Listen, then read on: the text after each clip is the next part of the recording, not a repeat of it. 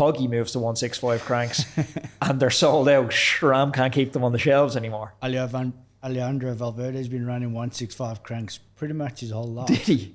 and he finished podium in about 40 monuments.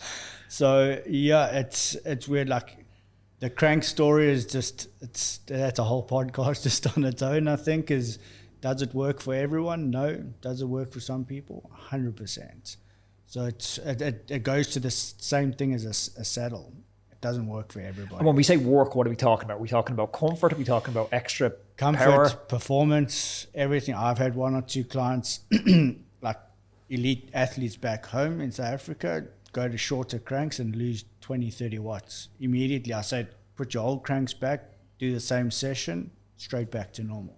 And is it like a leg length issue? The leg length does play a big role. Like if someone's really tall, long femurs, the shorter crank doesn't work too well.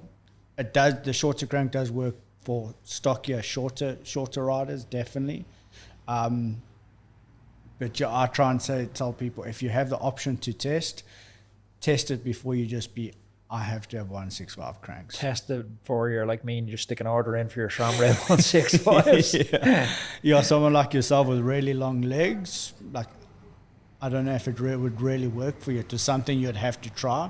And interesting, because they did move to 165 last year, but again, back to that saddle height thing. Like I remember coming back into the Irish setup on the track for Para to be a pilot on the tandem a few years ago, and the previous tandem pilot was like 2.5 inches taller than me, and I'd just jump on the bike and the stoker on the back would be like, "Did you change that saddle height?" I'd be like, "Nah."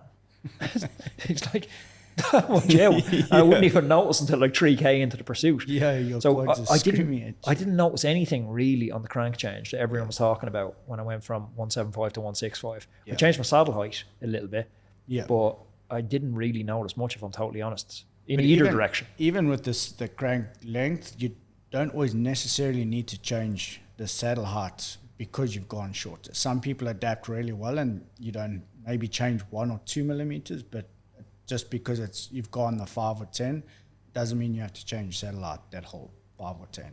Why is the theory flawed? Because, back in the day, it was almost like the Archimedes, give me a lever big enough and I'll move the world. It was this idea that if we have a longer lever, you have more torque. Correct. Where did that fall apart? I think to be honest, I don't know where it fell apart. You take a track sprinter, they all run short cranks to 155. So yes, you generate power a lot faster, you get to peak power a lot quicker, but to hold that power, you still have to create force through the pedals. So the only way to still create that force is probably go bigger chainring, because your RPM's going to increase from between 5 and 10 watts. So if you're someone that already runs high cadence, you go short on cranks and then you're running an extra 5 to 10 RPM more, how much force and power can you still... It's turned into a maths problem.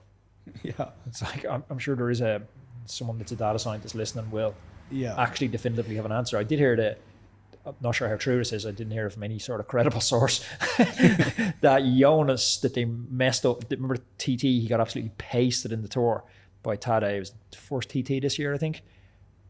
They messed up the crank length calculation. They went too big on the chainring and too short on the crank. Yeah, something like that. That's what I heard now. But a guy that would be really good at this is probably Dan Bingham from Adam on the podcast. Interesting. He's an engineer. That's his job. He'll be able to give you the best answer. I had Dan on. I can't remember if I talked to him about it, but super interesting lad on a number of fronts.